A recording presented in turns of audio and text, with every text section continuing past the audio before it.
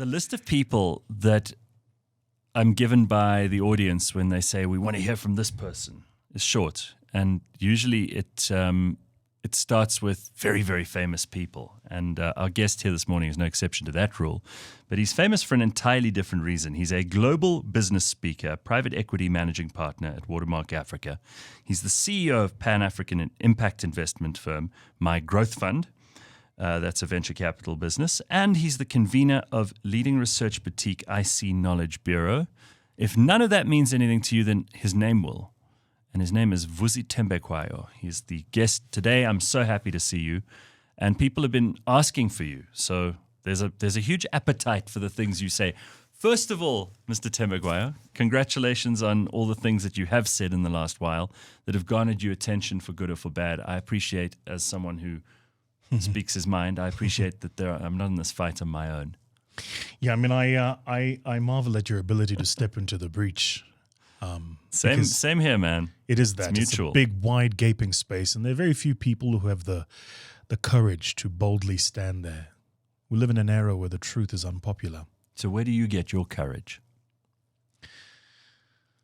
I think I've reached a stage where I just don't care.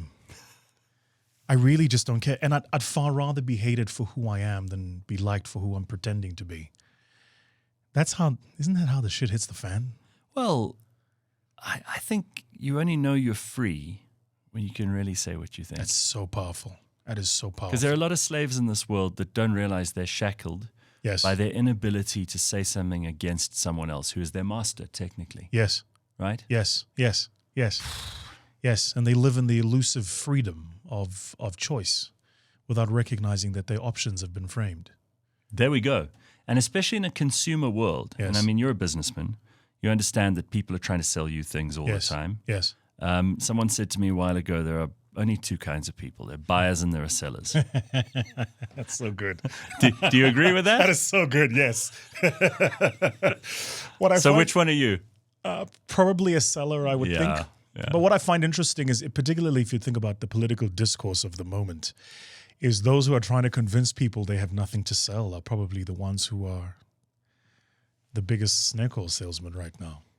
I'm standing for a cause. I sell nothing. Sure.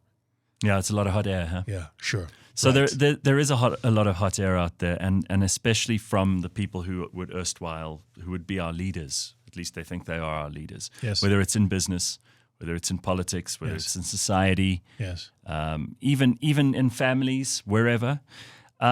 Last time we spoke, it was in the middle of lockdown, and we can't underestimate what that did and how it shook everything up. And I remember you were very sage, you were very sensible, you had some very thoughtful things that you'd brought to the table during that conversation. How much has changed since then? Let's just do a little catch-up quickly and see, first of all, where's your head at with a couple of years, well, maybe a year or two of hindsight That's now? true. Yeah. I mean, I do hope, Gareth, one doesn't become despondent. It's hard not to in this environment. You know, I remember leading up to lockdown, a friend of mine, at the time he was the chief economist at Alexander Forbes, Isaiah. South Africa, you would remember, was downgraded to sub-investment grade. The average citizen calls it junk status. Mm-hmm. And he and I penned an article called The Upside of Junk. And the article went viral and trended and was published on various media.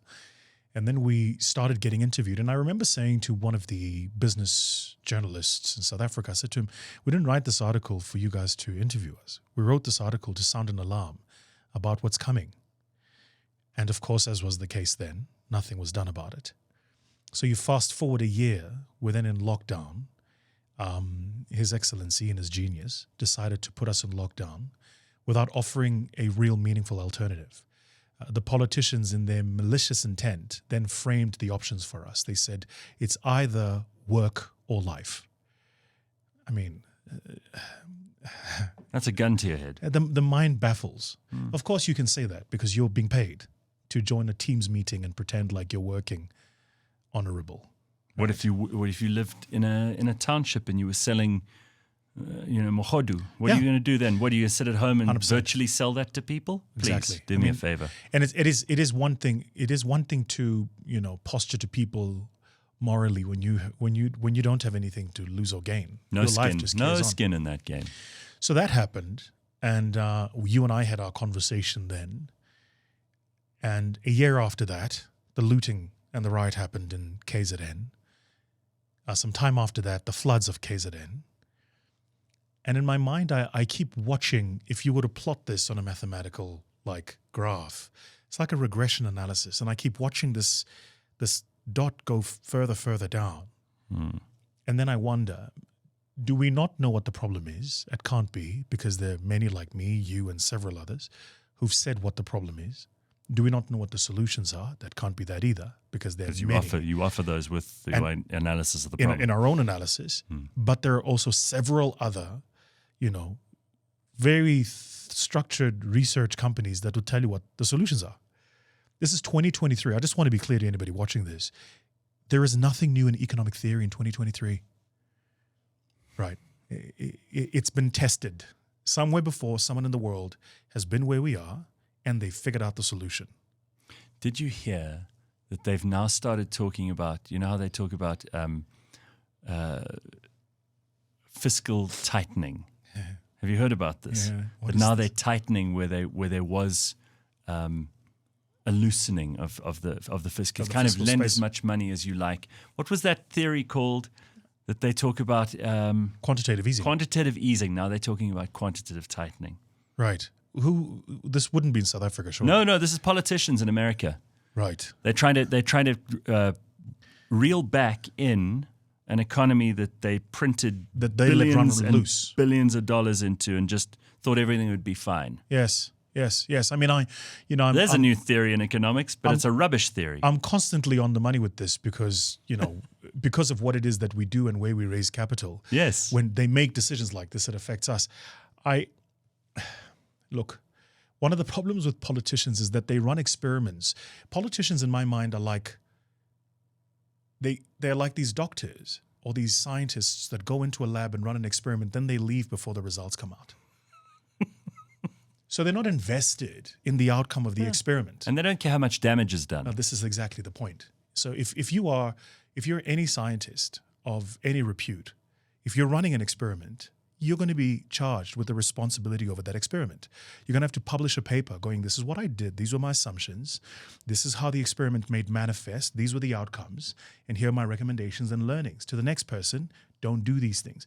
Politicians don't bear that responsibility. So I can print money for a term, and by the time the repercussions of that come in, I'm gone. I'm out of office. I'm out of office. And you're seeing that even here. I can try things, and might or might not work, but life happens. Well, Next. I think a lot of people held out a huge amount of hope that this president, having had some experience in business, Right. and I mean, you would be right to, I think, raise an eyebrow when people say he had experience in business, because really he was the first beneficiary of being politically connected in business. Sure. Whether or not that makes him a good businessman or not, he is supposedly worth a couple of billion rand. Sure. People held out a hope that maybe this guy would understand those principles of basic economics that you spoke about just now and be able to implement things that would grow the economy, which I think, this is uncontroversial, growing the economy is the best way to make people's lives better. And is the majority party's slogan not a better life for all? I love how you kind of led up to that. I think this is uncontroversial because actually it is. There are some who think you can broaden economic participation without growing the economy. I mean, the mind boggles, frankly. There are some who say we had a jobless growth economy, which is true. You just can't have a growthless job economy. So just because the one happened doesn't mean its inverse is possible. It certainly doesn't mean you want the inverse. And let me ask you this, because people will take from any discussion you and I have a small 5-second clip and they'll find something that's the most outrageous thing that either of us could say, and out of context use it to make it sound like we're just outside the tent pissing in. Yes, two elitists having a conversation let's be over clear, the Queen's English. When you talk about the curve that you were talking about and those points on that graph earlier, you're not just talking about economic growth, GDP. You're talking about society. You're talking about the big picture.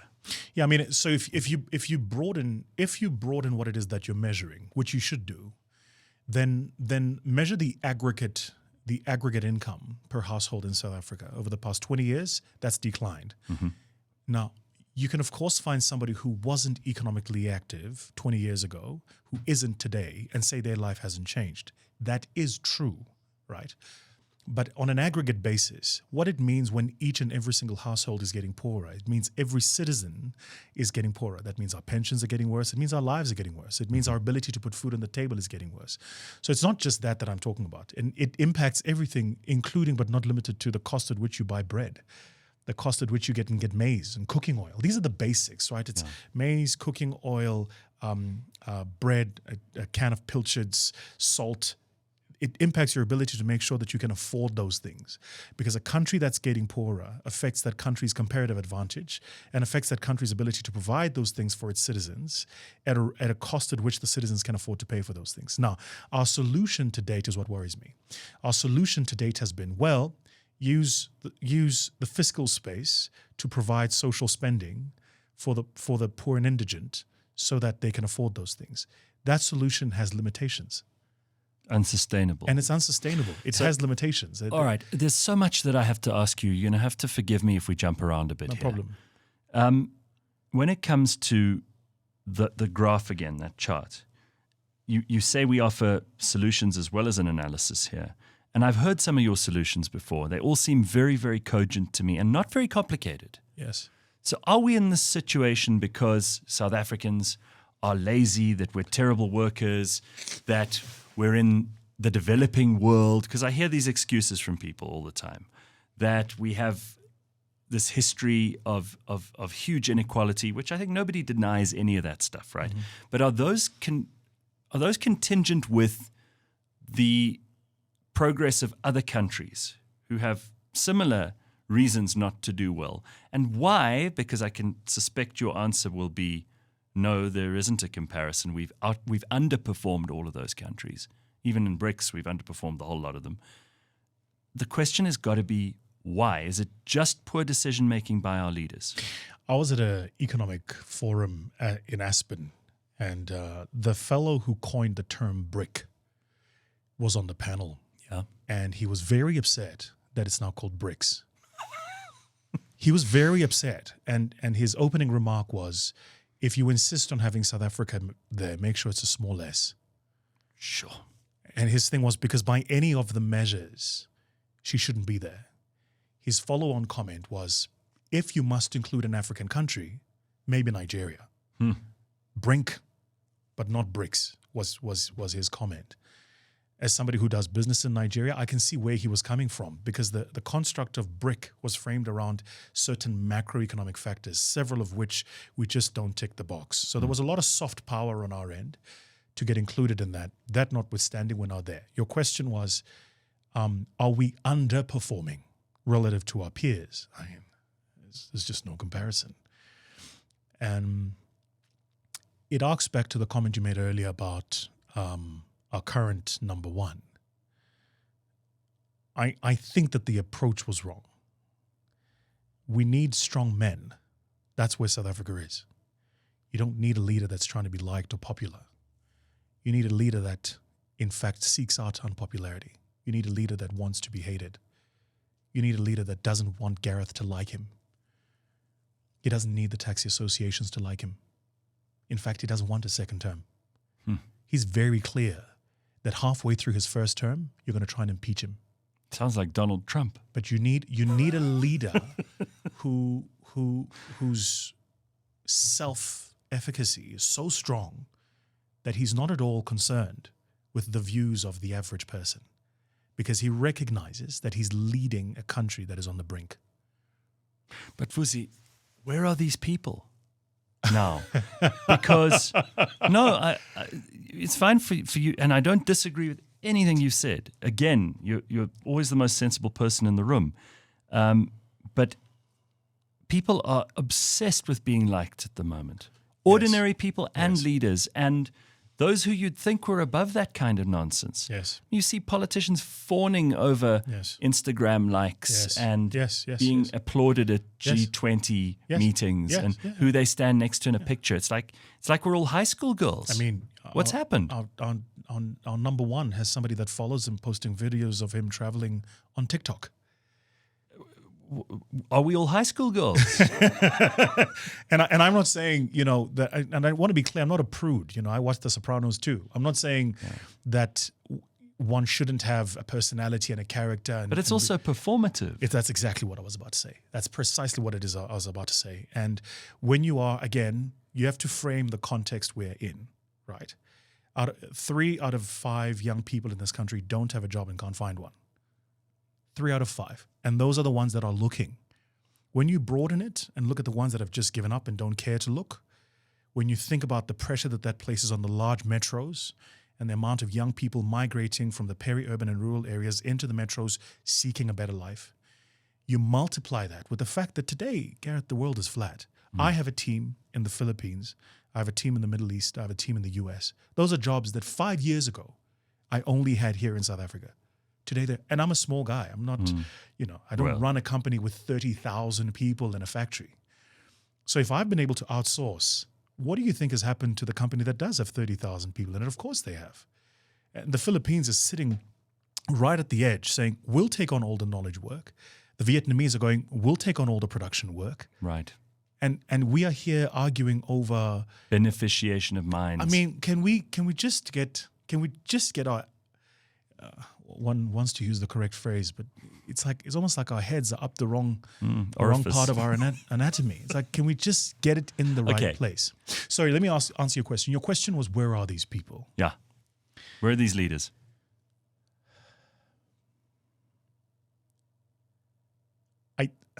I think, I don't know, but I think that they're waiting for the collapse.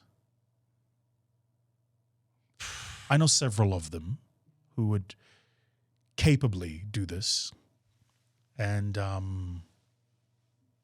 they're sitting on the sidelines.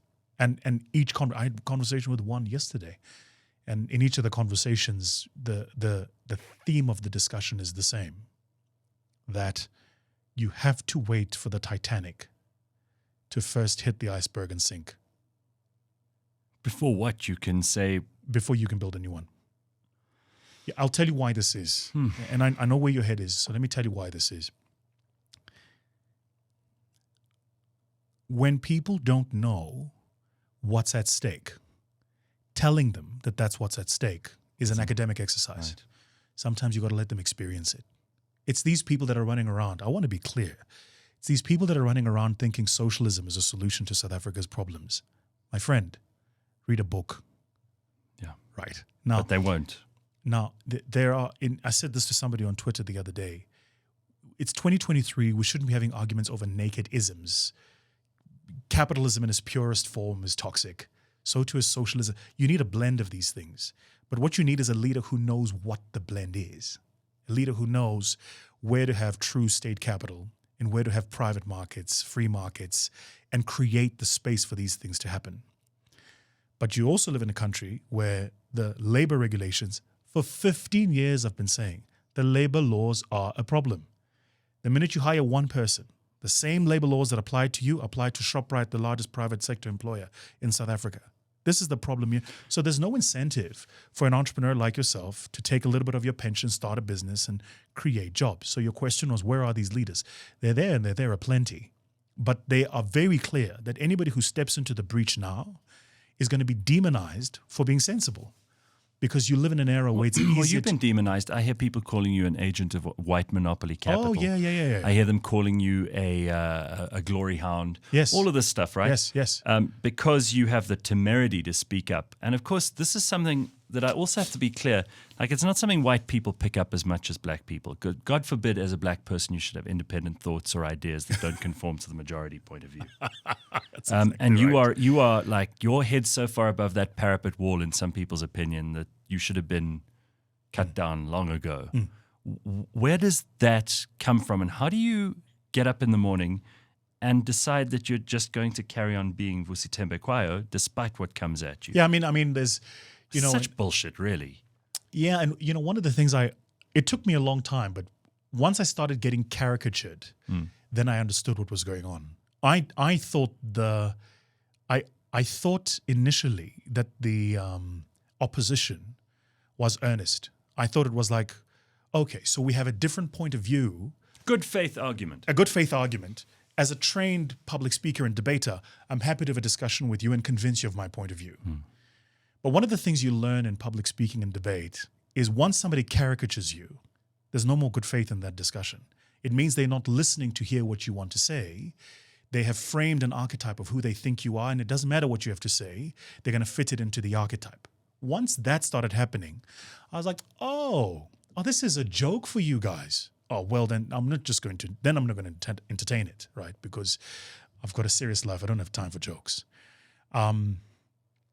You are right, though, that what happens is it's like, I call it the monopoly of black, right? There's this monopolized idea of what it means to be a black person in contemporary South Africa. And there's this checklist, and you must tick it every day. Yeah, you know who else? It's a prison. You know who else did that? Who did that? The Nazis did that. And the apartheid government. And the apartheid government. It said, this is what it means to be a Zulu. The Nazis said, this is what it means to be a Jew. Yeah. The Latvian says, this is what it... And so what happens is society creates these little box rules. Say, if you act outside of these rules, we're going to punish you. And by the way, if you think outside of the way we want you to think, we're going to punish you. Rubbish. I mean, bring it. I'm happy for you to bring it. But you must have lost business, and it must have cost you. Of course. Because every time you speak out in this country about government, someone somewhere says, don't do business with that Thembekwayo. Of course. He's a problem. Of course. Yeah. Let me tell you. You could have gone along and just been extreme. You could have been 20 times richer than you are now, and had and there are lots of people like that, hey? Keeping their heads down, keeping their powder dry. Exactly the question is why? Keeping their heads down, keeping their powder dry. Because I really respect what you do, and I know lots and lots of South Africans do. And when you talk about leaders, I wasn't leading you to the question either, but a lot of people see you as that person just because you have the courage to speak. You must understand, when they talk about, you see, there is a relationship of cowardice. And it's an unpopular relationship people don't like to talk about, which is to say, for Gareth to be a coward, Vusi must expect it of him. Otherwise, Gareth won't be a coward. There's no incentive in society for Gareth to be a coward. For business people to be cowards, it's because it's expected of them. And government puts this, I say government loosely, but typically what happens is those particularly, let me tell you, you want cowards. Large companies, and some of those executives sitting in those offices, those risk departments, whose only job is to go on the internet and pull up all of the negative search results that have come up about you on Google. Yeah. And that 23-year-old intern working at Times Live who doesn't have the compass mentis to understand that article you're going to write for clicks impacts somebody's life and their ability to actually have a positive influence in the country. You're just writing it because you think it's a little funny thing that happened on Twitter. Somebody said something to Gareth. You know what that just did? It now affects Cliff Central's ability to attract capital and financing and advertising and to scale and grow and to inform the citizenry. You are playing into this orchestra, right? And the conductor in all of this orchestra is business, particularly big business. This is why do you think they keep coming out and saying, we have a plan to save South Africa? Every year they come out with a new plan and a new hope and a new pact. And they've met with the president and they've signed it. And there's a 10-point plan every year. Read it every year and it's exactly the same. And it's the same businesses, same business leaders. And there's a signatory and there's signatures going around. And the same ones who'll bend over and take the NHI. Exactly. But then they turn around and in private they go, this is bad. Oh, no, at their braais. And when they're sitting with the other business leaders, and they'll complain, unfortunately, we're being bullied here. I said to one of them the other day, we're having a discussion. I said to him, so how much of your money is still here? That's the question to That's ask. Really the question. And that's the... What did that guy say, whoever this name is? He wouldn't answer it, but that was the answer. Right, but that's all the answer you needed. So you see, but that's the difference between you and I. You are an employee with a guaranteed salary and share options. And what you've done is you've externalized some of your wealth through a complex fund structure and you're taking your money outside the country. What you're actually doing is you're aiding and abetting the degradation of the country for your personal benefit. And you have the unmitigating temerity to tell me that I must get involved and sign a pact of business leaders to support the country. Or be quiet and not criticize so much. What are you talking about? How do you think? I don't understand, man. Did people not go to school? How do you think genocides happen? They happen because people keep quiet. Oh. Now, whether it's the mass murder of people, right, or it's the mismanagement of a country at scale, it's the same thing. It still costs lives. And it requires of you to keep quiet. That's what it requires. They say that during East Germany's zenith, 1 out of every 3 people in the country was a spy for the government. That means inside families. Crazy. And that just shows you how everyone becomes complicit in the lie. Yeah. Right? Don't you find, sorry, I have a question for you. Don't you find it interesting how there are people alive today who would hear that and go, I would never be one of the 3? They were the same people who did exactly what they were told during lockdown. Right? Isn't that so interesting? Mm-hmm. It's almost the idea that you are the exception. No, and everyone thinks they would have been moral in a previous generation. Oh, I would not have thought well of slavery. I don't believe you. I don't believe you. I think you would have been part of the system just like you are now. So scary. There's a lot of moral superiority going around, unearned moral superiority. Because you can get it on Twitter by saying you're a good person or by denouncing someone else. You know, if I denounce you when you say something about business that doesn't conform to my ideology, for example, then I'm looking like the more compassionate person online because Vusi Thembekwayo says, oh, money doesn't flow uphill or whatever. Yes.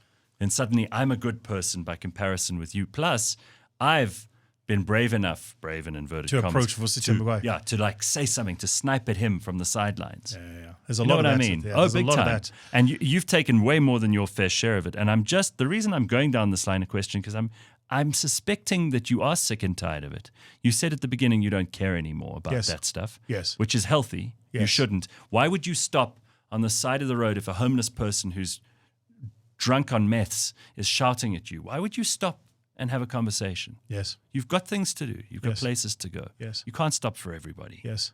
And Twitter's full of drunk, homeless people on meths Yeah. who are flinging Lovely feces analogy. at everyone else. Lovely right? analogy. I mean, it's not. And worse is they hide behind the anonymity. Oh, yeah. Which then amplifies it. Right? Yes. Okay, so let's just get back to the economy. If you were in charge, this is a terrible question, but I know you have answers for this because you've thought about this. You're a real thinker. If you were in charge of everything right now, there are a couple of switches that you could switch on or off in order to get things to improve immediately, which for some reason, current leadership, business, unions, whoever they may be, all of them in cahoots, because I think they are, wouldn't want to switch those switches on. What are the first things you would do? That's a tough one. Because you don't want to run for president. Let's No. be clear. No. But if someone put you in charge now and said, my God, we're in such big trouble. The landscape is barren. The only guy who we can find who can rub 2 brain cells together is Vusi Thembekwayo. Please take over. I think one of the first things I would do is I'd probably just assemble a team of really good people. There's some incredibly capable people in this country, very capable. But you'd have to give them immunity. You'd have to give them immunity and say, everything you've done and built will not be tainted by what I'm about to ask you to do, but I need you to get involved. See, at the moment, it's the bozo explosion. The best of us are led by the worst of us, who've then convinced the average that the worst are the best. And so the average think that it is your ability to round your R's that makes you a true thinker and a revolutionary. Talk about cadres and Yes, comrades. and not comb your hair, because an unkept. Then you're more authentic. Yes, and an unkept afro and a scruffy beard, then you've got the look. And you must go, no, Exactly. quite a lot. Shut up. Just honestly. Do you seriously still get shit from people about the way you speak?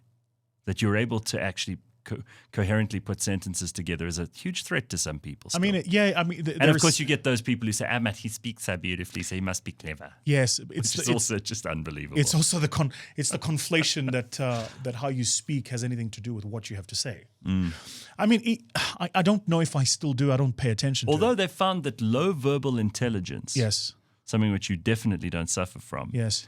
is very closely linked to an appreciation for authoritarianism. Is that true? Yeah, absolutely true. Now that's interesting. Low verbal intelligence means you're automatically attracted to authoritarianism. Wow. These meek people, eh? Yeah. Your question was, what would I do?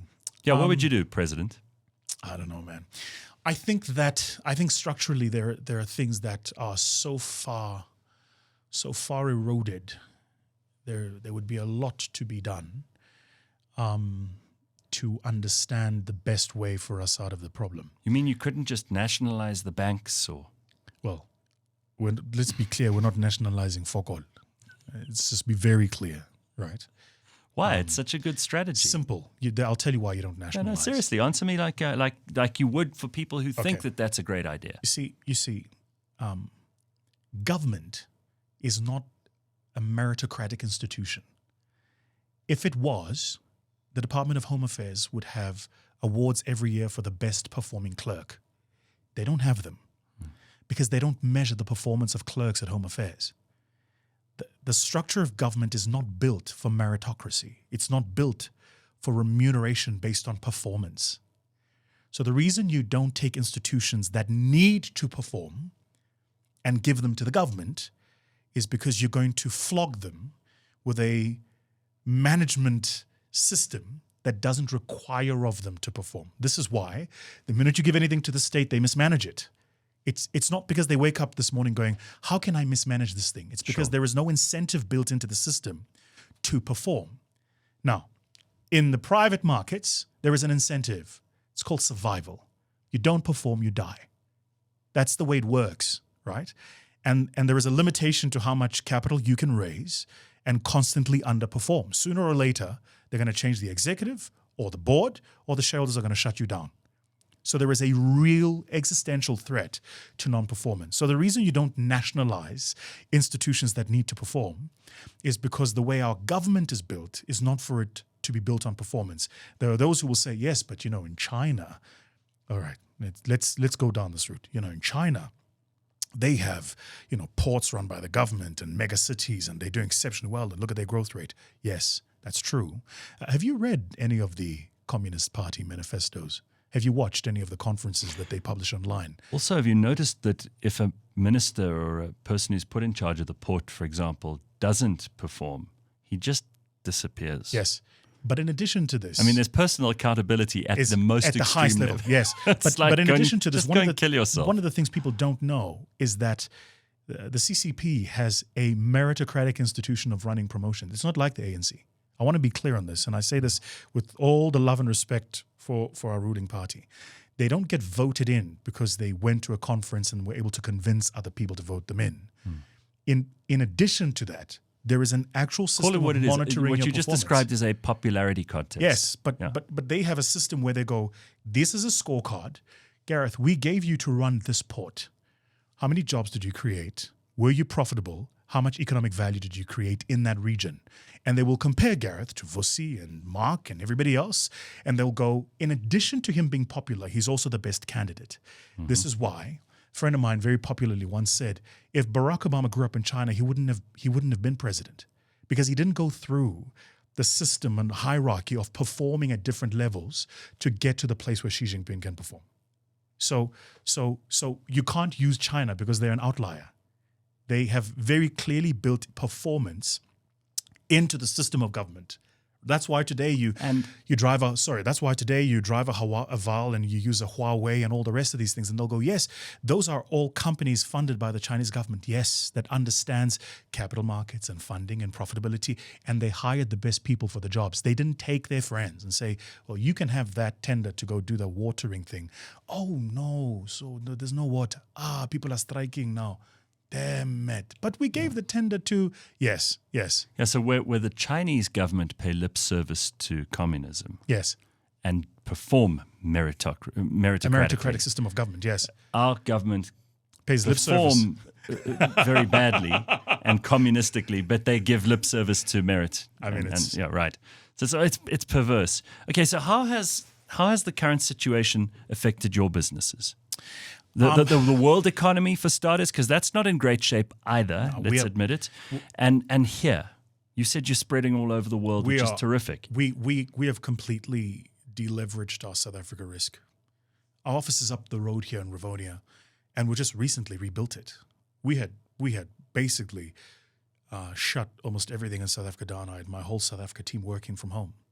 We had completely deleveraged our South Africa risk. We do a lot of business in the rest of the continent. We're in Nigeria, we're in Rwanda, and we're in markets where people want to do business, and there's an incentive to do business, and they get out of our way for us to trade. This is how we work. I don't have the time to walk into a boardroom and to convince somebody that what I'm about to propose is something they should be doing because it's going to be good for the country. I just don't have the time. If you don't know we should be doing it, it's fine. You keep doing what you're doing. We're good, we're capable, we're competent, and we're global. We can work anywhere, and we will do well anywhere, right? So we have deleveraged our South Africa risk, and in no small part owing to COVID. It forced us to, because when that struck, we went, holy moly, wait, what? We just hadn't thought about the sovereign risk of being in a single country and having 90% of your revenues coming from a single country. That becomes a big problem. 90% of your revenues, 90% of your portfolio companies all in a single country. That becomes hugely problematic. So that's the one thing that we have done. The second thing we're doing is we're scaling outside South Africa. So we're looking for the markets where we can earn currencies that are more preferable and service clients that actually respect our work. One of the things I don't have the time to do is to convince a South African to pay me rands that are depreciating on the global capital markets. I just don't have the time for it. We're good at what we're doing. You're going to pay us. But my clients in the US don't ask me, are you this good? They'll pay me 3 times as much with half the inquiry. So I'm going to go where I'm appreciated, and I'm going to do the work where the work is appreciated. So that's the second thing that we've done. The third, and this has just been God's grace, is as part of the internationalization, the team has also changed. And once you change your team, the dynamics change. New ideas, new people, new thinking. You start getting insights from different markets and different spaces. And then when you're in parts of the world that are absolutely booming, there is a mindset of abundance that you can't help but just suckle at the teat. You're hearing people talk about new investments, new things they're doing. You go, wow, this is fascinating. This what is would amazing. make you, as a businessman who has now explored and succeeded in other markets, what would it take to get you to come back here and reinvest in this country? What do we need more of? And you're not the only one. I mean, I ask this in a broad way because there are lots of international companies that we should be attracting. And we need foreign direct investment, and I think that this government's just given up on that because they get made fun of at Davos. It's a good question. I think in part. So when you study finance, one of the things they teach you is this concept of a risk-adjusted return. In other words, it's not just can I generate a return in investing in Gareth's business. Is that return commensurate for the risk I'm taking in investing in his business? Right. South Africa, you can generate a return, but on a risk-adjusted basis, it underperforms many of its comparative markets. So one of the things you have to do is you have to de-risk the South African investment opportunity. So here's a wild idea. Pass a 2-year concession and say to each and every single global company, if you come here, set up a factory and employ 300 people or more, we're going to give you 2 years tax-free. No taxes. You pay your PAYE taxes. It's money you don't have anyway, right? You don't have it anyway, right? But what that does when somebody puts it in a mathematical calculation is it de-risks the opportunity. You know who else has done this? My good friend Jito is doing it for the President HH in Zambia. You know what that means? They're attracting, for the first time in a long time, capital coming into their country. His Excellency Tinubu is now thinking about doing similar things for Nigeria. So what does that mean? The rest of the global market is going, let's relook at that Nigeria opportunity again. Yeah. Ghana has been doing it fairly successfully for the past 2 years, thereabout. So we have to understand that, and I say this with love, South Africa today is not the South Africa that was 5 years ago. We're definitely not the South Africa that Mandela took over in 94. We just don't occupy that halo brand in the global mind space anymore, which means we have to do actual things and actually be competitive and offer a real meaningful opportunity. In the financial services space, Mauritius has pulled the rug from under our feet, following them very strongly, Morocco. In technology and infrastructure space, Egypt. Watch Egypt over the next 5 to the next 10 years. Egypt is going to look like Dubai. Just watch. You think? Absolutely. Wow. The amount of cranes yeah. that are, and by the way, this is an Egypt that had an Arab Spring not so long ago. Yours and my lifetime, right? In the technology space, Kenya stepped firmly into that breach. You know what's busy happening right now in capital markets? Rwanda is looking, going, we're a small country, we're landlocked with 12 million people. Very hard for us to compete on agriculture and manufacturing. So what are we going to do? We're going to become the Singapore of Africa. We want every single investor, global investor that wants to invest in Africa to come through Rwanda, Kigali. So they've set up the KIFC, the Kigali International Finance Center, and they're today working on a program to become an international finance center that can compete on a par basis with the JSC and the rest of it. And then people say, oh, but their president is a terrible dictator, and he's that mean guy that you were talking about earlier. You need a strong man. You need a strong man, right? He makes decisions. Then this is my final point. Then you could fix South Africa with just this one pill. This is the Morpheus moment, right? You could fix it by getting people to recognize that we're at a time when we need the best amongst us, not those that look like us. You've got to set aside group identity and focus on competence. So watch the performance of the Western Cape, watch the performance of Cape Town. And there is a lot to be said about Cape Town and whether or not wealth is evenly distributed and how poor people still live in Cape Town and the rest of it. Yes, those are valid criticisms. But do you know why you can level those criticisms? You can level those criticisms because the differential becomes more stark the more there is an improvement. It's the inverse in many other parts of South Africa. Just drive down William Nicol, drive on Witkoppen, and try not to hit a pothole. Yeah. And so it's difficult for you to say, it's always compared to what? Yes, yes. This is always the question for anyone who raises that specter. And it's funny to me how we have different standards. So subconsciously, maybe our past is so inculcated in us that as South Africans, we go, oh, well, this party will hold to that standard, but this party will hold to that standard. This cultural group will hold to that standard, but this one will hold to this one. And we don't even realize we're perpetuating the bad policies of our ancestors on both sides because of insecurities, superiority or inferiority complexes. This is all very bad. No, I mean, it's really bad. Look, don't forget, it's not a government for life, right? You can change them. So careful. This is now we're getting into insurrection talk. I mean, what I'm saying is, look, let's imagine you tried a different group of people around the table. Yeah. You have fears about what these people might do if they were ever to occupy the table, right? What would you do? You'd vote them out. So it's not as if you give them the opportunity to do this in perpetuity, and for the rest of your life. But also, what have you got to lose? We've tried this table of people for a couple of years now, and what has it brought us? Absolutely right. Absolutely right. But again, it just goes back to the same basic things. That around which you incentivize people to do, they will do.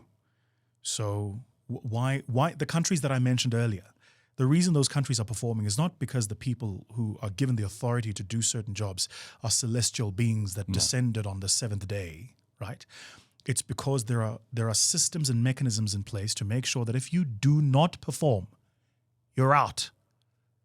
It's not complicated. I'll give you a personal example.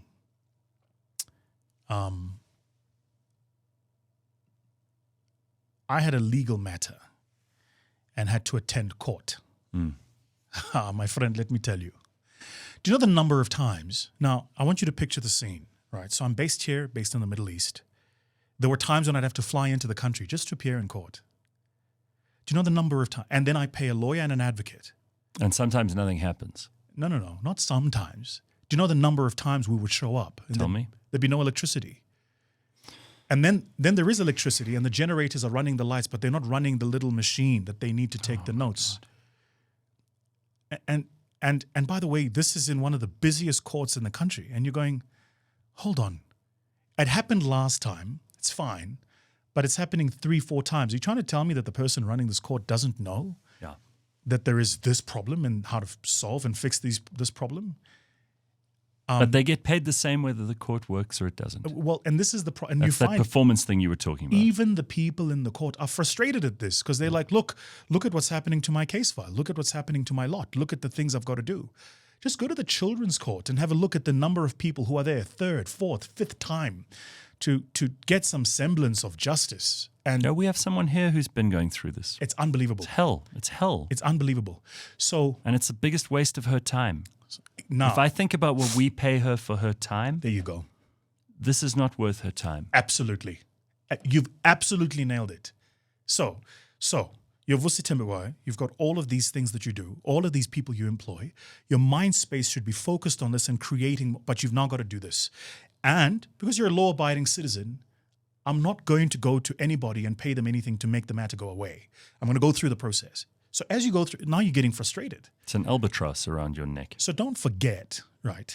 This is what's happening in the criminal justice system. Just put criminal system there, because there's no justice in it. But that's what's happening there. I mentioned to you what's happening at Home Affairs. Everybody can tell you about that experience. Talk to anybody that's ever had an experience with the ports, and they'll tell you the challenges that they've had there. We ask, Mark Barnes about his experience at Post Office. He'll tell you all about that. Right? I just want to be clear. We have tried this thing of letting people in centralized institutions called a state run things. They don't know how to run things. So why are you wanting to give them your health sector? Yeah, please ask that again, and I hear nothing but crickets. Never heard a good answer for that question. Have you? No. All I keep hearing is there is an unequal distribution of access to assets in the health sector. Therefore, yes, but you don't fix an unequal distribution problem by opening the floodgates and without creating new capacity. And in addition to this, giving the full autonomy and authority to an institution that now has a monopoly of power without a counterweight of accountability. This is precisely why government is not good at running things. I'll say it again for anybody who didn't hear that. It's simple. You don't give a monopoly of power without an accountability mechanism. So do you know why these things? This is why JP did what he did in Cape Town with the taxi strike. He was like, "Oh, you think you're going to do what you're going to do and there'll be no consequences? Watch." And then your Minister of Transport stands up and goes, "How does this guy think he's above the law?" Yeah. So a Minister of Transport is now arguing another government employee who's simply going, "You will not park taxis on the freeway. You don't get the right to determine what the laws are." What's complicated about that? What's hard? The only part of this is complicated is that the minister in question didn't even know the laws. And not only that, the minister in question isn't the person sitting in traffic, stuck behind that taxi, now not able never will have to get to that place of work. This is another thing. And they'll call you an elite, member of the elite, because you've made money and you've been successful. And they'll use it as a club to beat you with. Right. But the reality is you started this whole conversation by saying the cost of bread, the cost of salt, the cost of maize, these are things that those guys in politics, they don't know any of that stuff. Yes. Because we pay for everything for them. Yes. It's like they're our children. Yes. Except that they're the children who are running the asylum. Yes.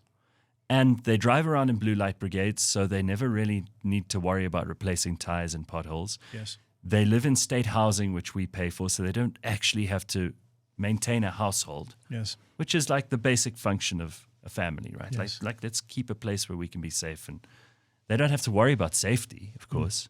They don't care about the cost of anything. And so all of that is just pure theoretical, academic, let's make it up and build it backwards to our ideology. Got you. Right? Got you.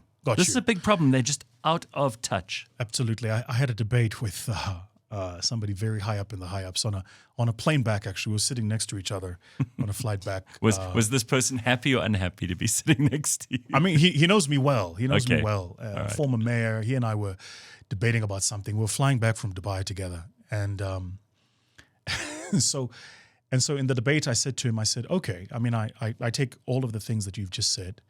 I said, so how much of your life then is dependent on the things that we're talking about. How many of your kids are you sending to public schools? Do you go to public hospitals? I hear what you're saying. I'm just asking you, do you eat the thing that you're telling the rest of society to eat? And, as you might imagine, the answer to that is crickets, because there is no plausible answer to that. And then I asked the question of him, which I'm keen to ask you. Can anybody tell me, what's the dream, the ambition, the hope for South Africa? Where are we going? What's our vision? Right. What's the because thing when that you we're start about? a business, or even when you start a project within the business, Yes, you have victory conditions. absolutely. You set those up front. Everyone on the team knows this is what it requires for us to win. Yes, This is what winning looks like. yes, yes.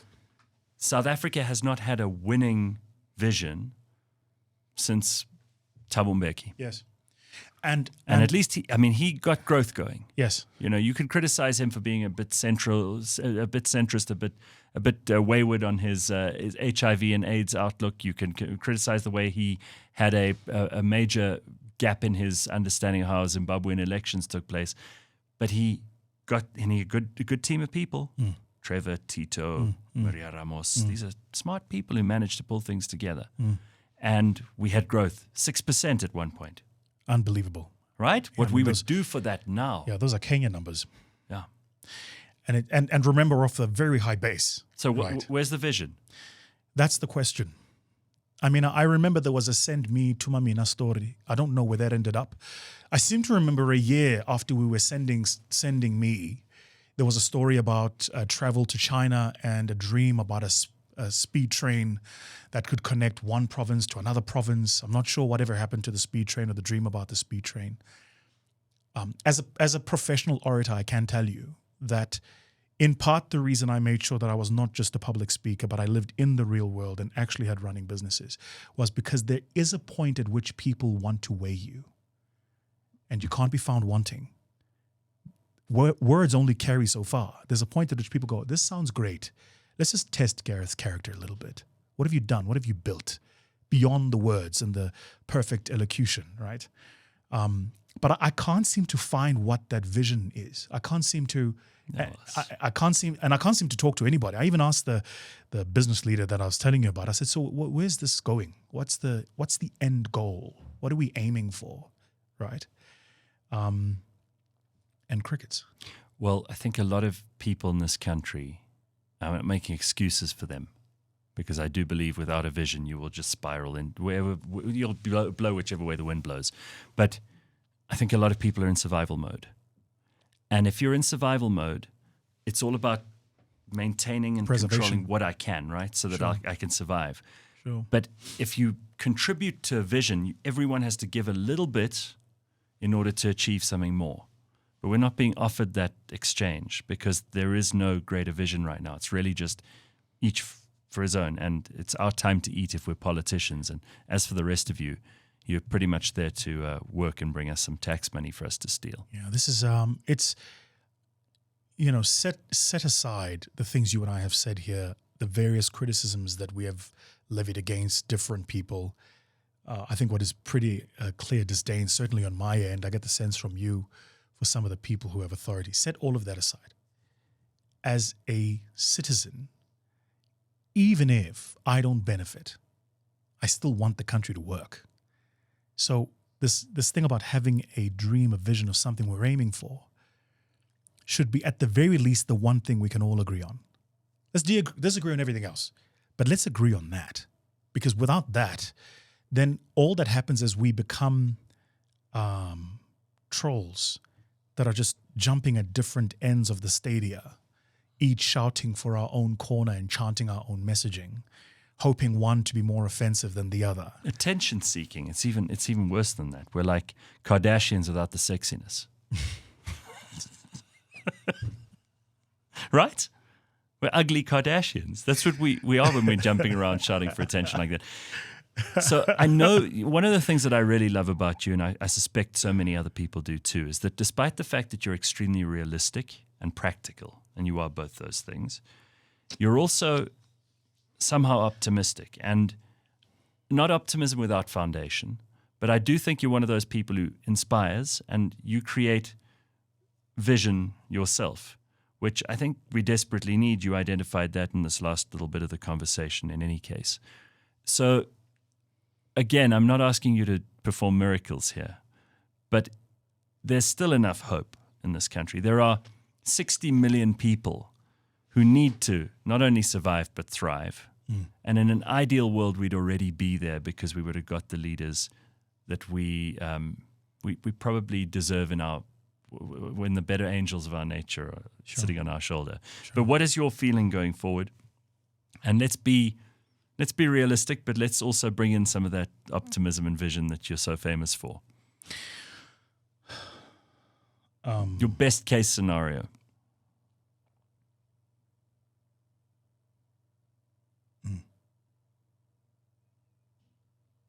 I think that, sure.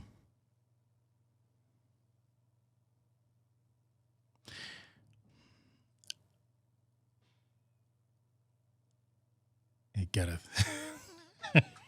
I'm not trying to make your life horrible. I know this is a tough one because I think about it every day. I have to do 2 hours a day, and I can't just moan. And I can't just complain, and I can't just point fingers. Because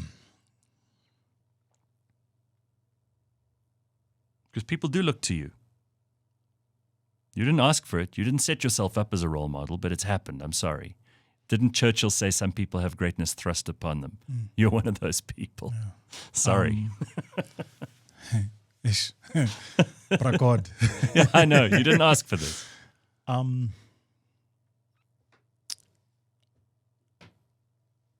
So I think that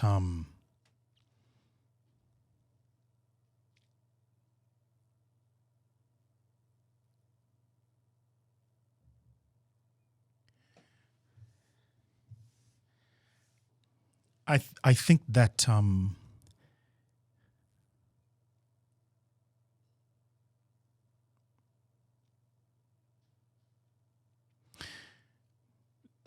so what are the green shoots, right?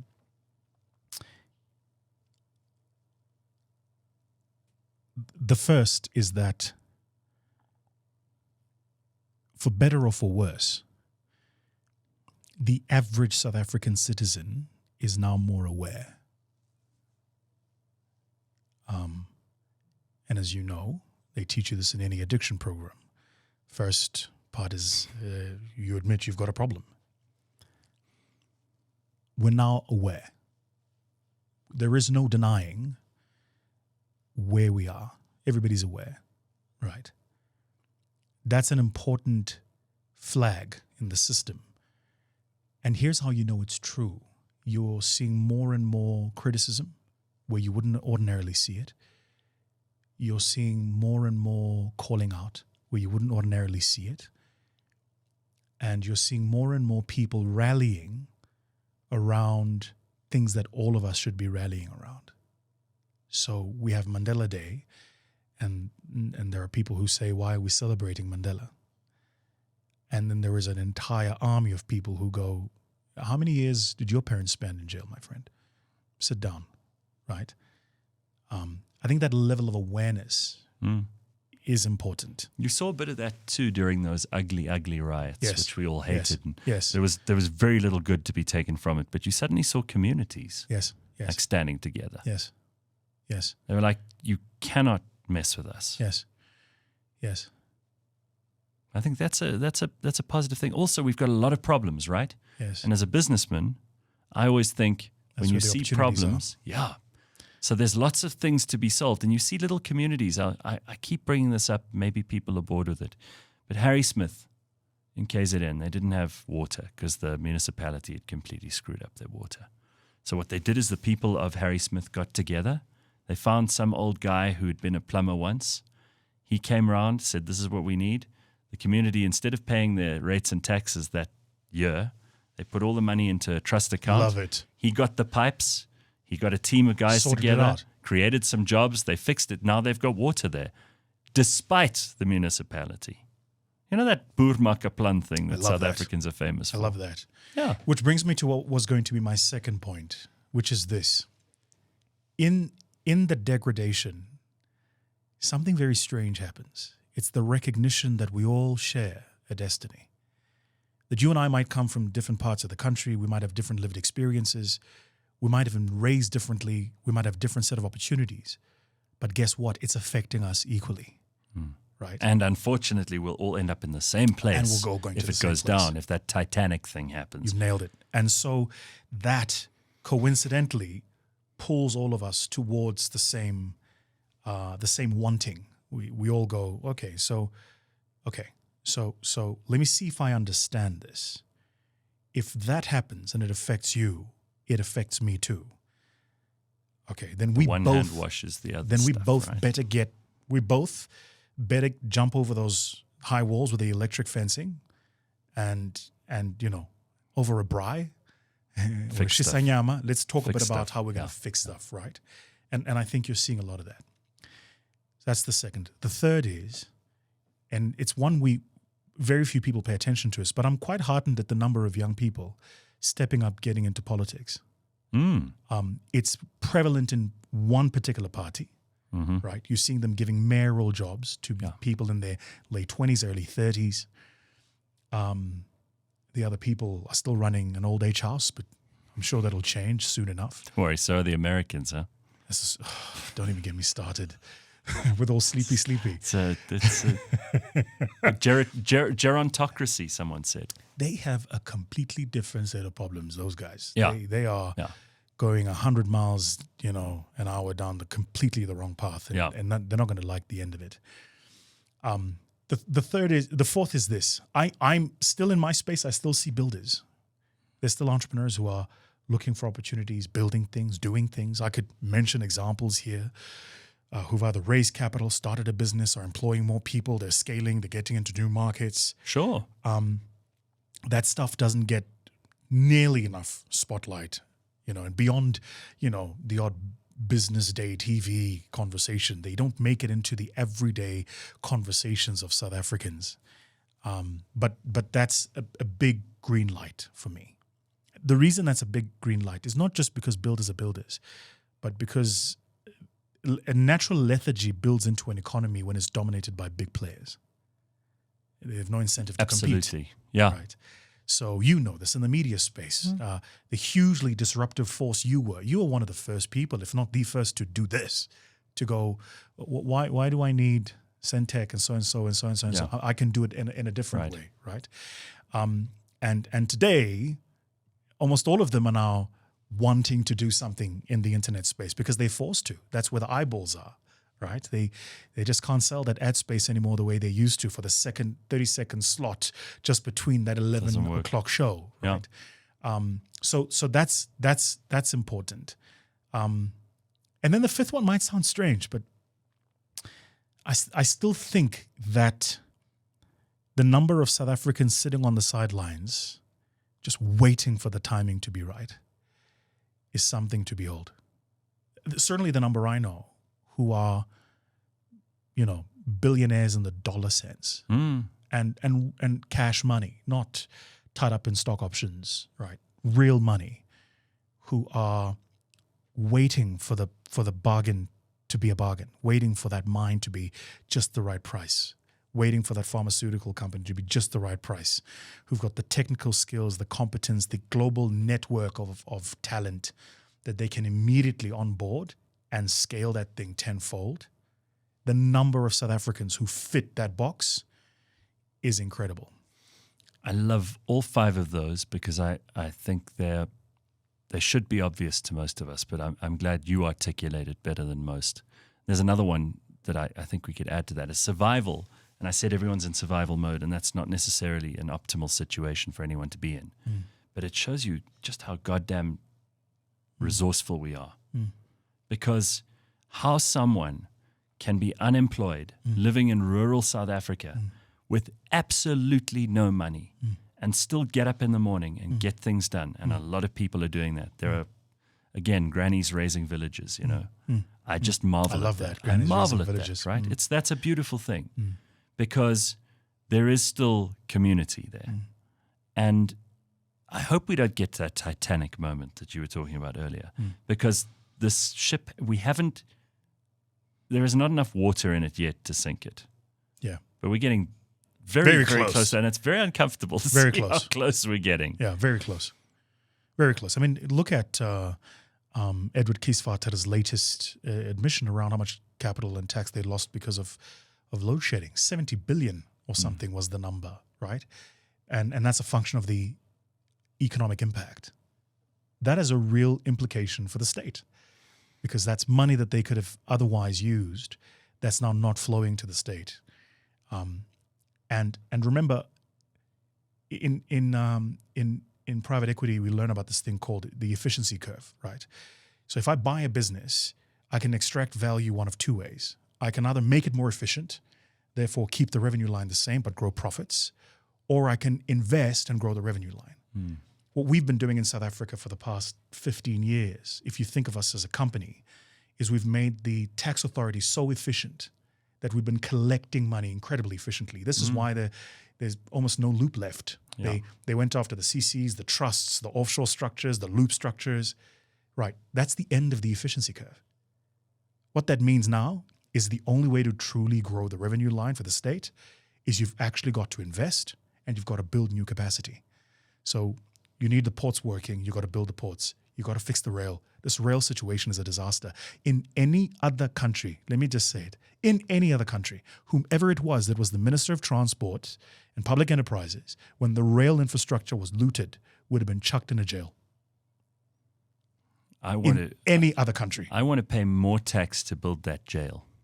I like that. Between you and me, that I don't I like mind. that. I'll pay another 5%, and that's a lot of money for anybody, right? 5% of your total income. Yeah, it's a lot of I'd money. put that in if they just built that jail and just put those people in it. I mean, it's and again, it goes to the shared Hope destinies. Edward Kisvet is listening. Yeah, and it goes to that shared destinies. Yeah. The rail transports, when I was growing up, my uncles used to take the rail. My mom at some point used to take the rail.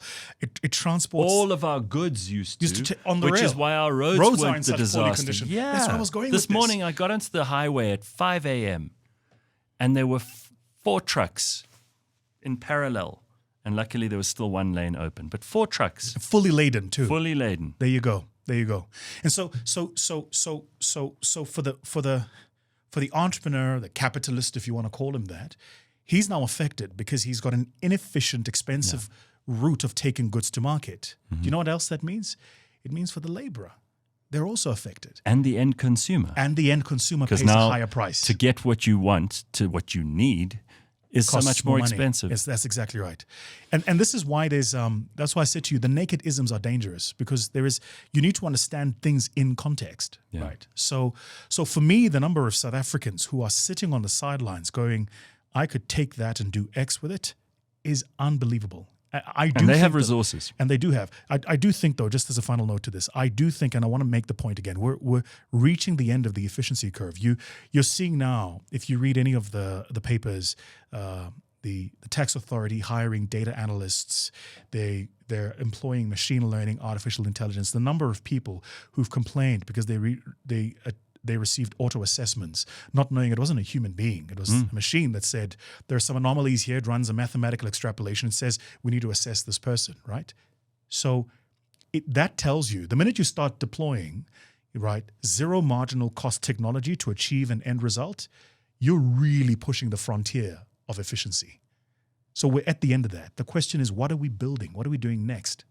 This is often, I think, what the world misses, particularly the American trick. This is what Americans are great at. They push the efficiency frontier in the one end, then they build new industries on the other.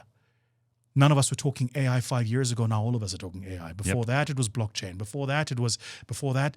And so you must ask the question. This is why I keep asking, what is the South African thing we are doing? If you were to travel anywhere in the world and people say, so where are you from? You say South Africa. The first thing they're going to say is, Nelson Mandela. Mm-hmm. What's the second thing they say? They usually don't. But that tells you that there is nothing then in the global conversation that is our marked brand contribution.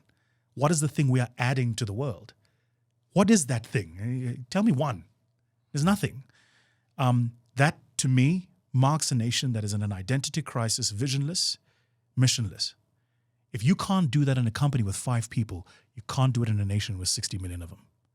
So the reason we're all scattered, running in different directions, and everybody trying to protect their end of the bargain, is because there's nothing pulling us to the center, going, this is actually what we are building.